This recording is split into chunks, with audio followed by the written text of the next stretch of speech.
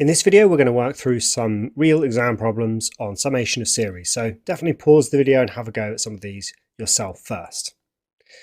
Okay, let's have a go at this one. So use the standard results from the list of formulae to show that the sum from r equals 1 to n of all of that stuff is sum n cubed plus sum n squared plus sum n.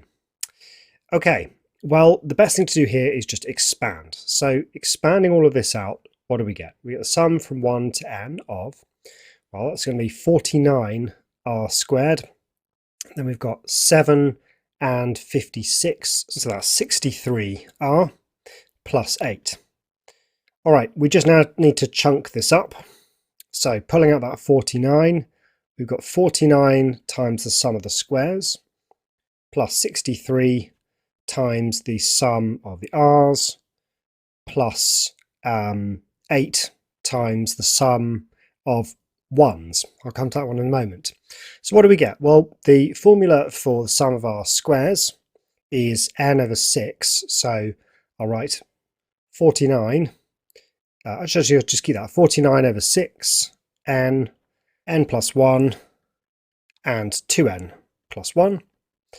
Then the sum of just the r's is n over 2, n plus 1, or half n plus 1, so that's half 63 over 2, n plus 1. And then the sum of 1's is just n. Right? If you have n 1's, you've got n, so that's plus 8n. So expanding this, if I expand into here to get 2n squared times n times that, that's giving me 49 over 3 n cubed.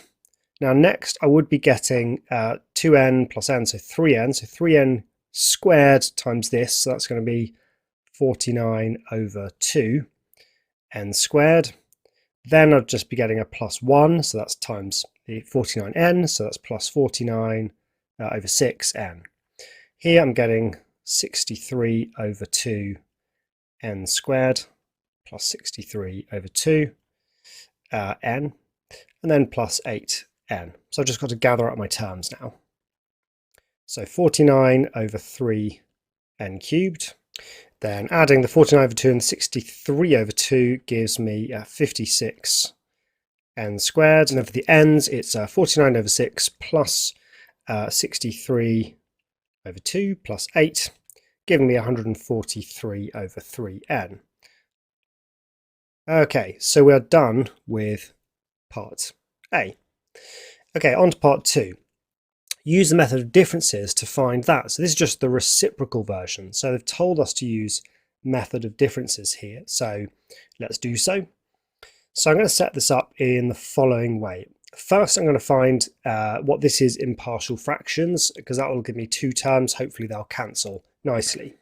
So splitting that up into partial fractions will give me something over 7r plus 1 plus something over 7r plus 8. Adding these together, you know what, I only need to consider the numerators here, so it's going to be a lots of 7r plus 8 plus b lots of 7r plus 1. And all of that needs to be identical with 1. So I'll use the substitution method here, even though it's a little bit of a mess. If I set r equal to minus 8 sevenths, it sets this bit equal to 0. Over here, I get minus 8 sevenths from 7, so minus 8 plus 1 is minus 7, so I get minus 7b equals 1, and b is minus 1/7. And then if I set r equal to minus 1/7, that will make this one 0. So that gives me minus 1 plus 8, so that's 7a equals 1, and a equals 1/7. So what I actually have is 1/7 over 7r plus 1 minus 1/7 over 7r plus 8. So these are going to be the terms I use in my method of differences. So we'll start off with r equals 1. I have my positive term here, 1/7 over 7r plus 1, and then my negative one here, minus 1/7 over 7r plus 8. So subbing in r equals 1, I'm getting 1/7 divided by 8. Now, I'm actually going to leave the 7th, I'm going to leave it in a bit of an ugly way, just to make sure that I don't have two horrendous fractions. Okay, so what do we actually get? Well, it's 1/7 divided by 8. I'm going to leave this in a slightly ugly one, 7th over 8. And here it's going to be 1/7 over 15. And it's easier to do this because I can see that I can just factorize out that 1/7. It's 1/7 in everything. Let's see how things are cancelling. The next term is going to be 1/7 over, now 7 times 2 plus 1 is 15, and there's the 15. It's going to be cancelling this. Oh, I forgot my negative there. The next one's going to be 1/7 here, divided by, what is that, 22. Okay, so the cancelling is going to be along these diagonals, like so.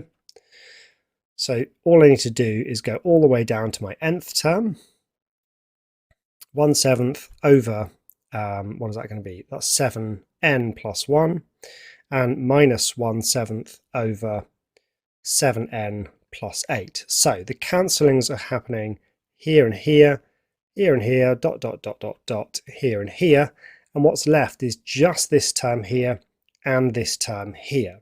So in total, I've got 1/7 over 8. Now I can just write that as 1 over 56 minus 1/7 over 7n plus 8, which I'll write as 1 over 7 brackets 7n plus 8. And we're done with that. There's our expression for the sum from 1 to n in terms of n. Okay, this makes part C quite easy. That was part B. Because the sum to infinity, just for 1 mark, is to let n tend to infinity. This part just disappears. And so for a single mark, it's 1 over 56. And we are done there. Okay, a trickier one now. So by simplifying, x to the n minus the square root of x to the 2n plus 1 times x to the n plus root x to the 2n plus 1, show that that expression holds. For just 1 mark, it looks kind of scary, but it's a show that. What could possibly go wrong? Okay, well, let's just begin by multiplying these out. And the reason for doing that is it is just the difference of two squares. So yeah, let's multiply this out. I'm going to get x to the 2n. Then I'm going to get x to the n times the minus root and x to the n times the positive root, which cancel. And then all that's left is minus the stuff in the bracket, which is x to the 2n plus 1. Okay, so all of that simply equals minus 1. So I know that this whole expression is just minus 1. Now, looking over here, I see that I've got the x to the n minus the root bit has been divided. So let's just divide both sides by that. That's going to leave me with all of this here, x to the n plus the root, x to the 2n plus 1, equals the minus 1 that we discovered this is, divided by this stuff here. And we're basically there. I'm just going to have to multiply both sides by minus 1 now, because we didn't want a minus 1 there, but we did want everything negative over here. So timesing through everything by minus 1, I get minus x to the n minus the square root of x to the 2n plus 1. Oops, not in the power, x to the 2n plus 1 equals positive 1 over that. Okay, that is, I think, a relatively awkward 1 marker, but of course it's a show that, so it's not the end of the world if you skip it out. Okay, so let the nth term of the series be x to the n plus 1 plus the square root of all of that plus all of this. Okay, it's got something to do with this. And then use a method of differences to find that. Well look, we know that this term here is the same as this term here. So what we actually know is that our sequence is x to the n plus 1 plus the square root of x to the 2n plus 2 plus 1, then it's minus all of this, minus x to the n minus the square root of x to the 2n plus 1. I think that's going to give us all the cancelling we need when we look at method of differences. So what we're going to need is to consider what's going on when n equals 1 up to some n. So starting at 1, okay, it's quite a long expression here, but I think it should be easy once we actually sub n's in. So when we sub in here and in the other one, what do we get? Okay, subbing in n equals 1, I get x squared plus the square root of x to the power of 4 plus 1. And over here I get minus x to the 1 minus the square root of x squared plus 1. Okay, nothing's cancelling there. Let's look at x at 2. So we get x cubed here plus the square root of, okay, 2 times 2 plus 2 is 6. So x to the 6 plus 1. And here it's minus x squared minus the square root of x to the 4 plus 1. Okay, that's cancelling with that, and that's going to be the pattern. It continues, right? Because this one here is always 1 less than that, and this one here is always 2 less than that, but it's 2 n's each time, so it will always cancel one step later.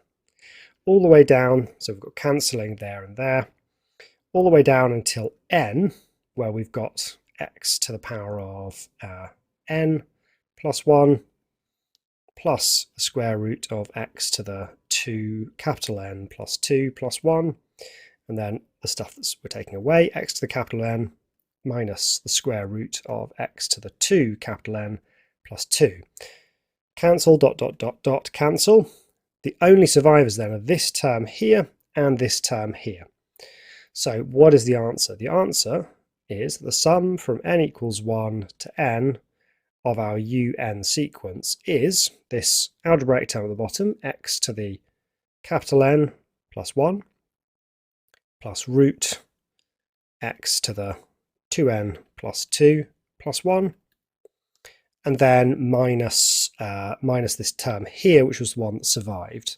So that is minus x and minus the square root of x squared plus 1. Bit of an ugly expression there, but there we go. Done with part B. Okay, deduce the set of values of x which the infinite series u1 plus u2 plus u3 is convergent, and give a sum to infinity when this exists.